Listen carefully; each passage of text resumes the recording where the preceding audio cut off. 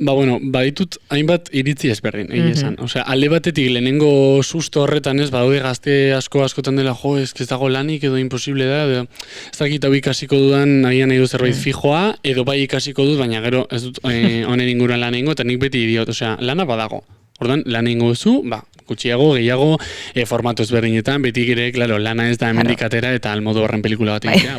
Lana ere bada, hori idaberekin, ez dakin nongo herri punta bateko plaza batean egotea arratsaldeko 6. Baina, bueno, niretzat lana da eta oso positiboa da. Baina, aldi berean ere ikusten da, ez dakit zulo edo nola deitu, baina, nahiko arazo potente bat dagoela, hori argi dago. Osa, justu duela gitxi ere, hainbat kiderekin eta atzo ere beste aktore lagun honekin, nenbilela berdina esaten, eta guztut askotan errepikatu behar dela, osea, estruktura falta erraldoi bat dagoela, ez? Eta hori da nik uste, dugun arazo handiena, badagoela lana, baina hauetara iristea ez dela inerraza, batez ere, sorkuntzan zentratuko baginani konpainia bezala edo adibidez, bai, Euskal Herriak badu eta egia da, fama handia ez, laguntza asko daudela eta diru asko dagoela, baina, klaro, hori kanpotik ikusita oso positibo da, baina barrutik asko esaten dute konpainiek ere bai, ez, hori da, berez, dagoen bakarra. Orduan, klaro, sortzera ere behartuta daude konpainiak, urtero diru laguntza horietaz bizizara, orduan, egin behar duzuna da, produzitu,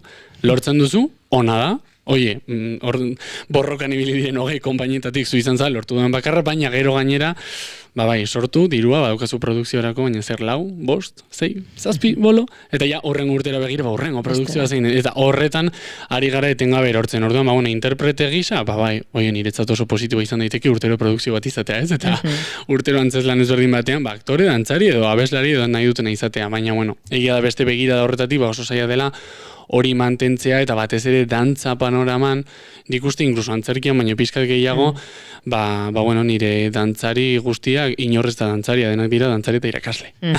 Orduan, hori dela realitatea.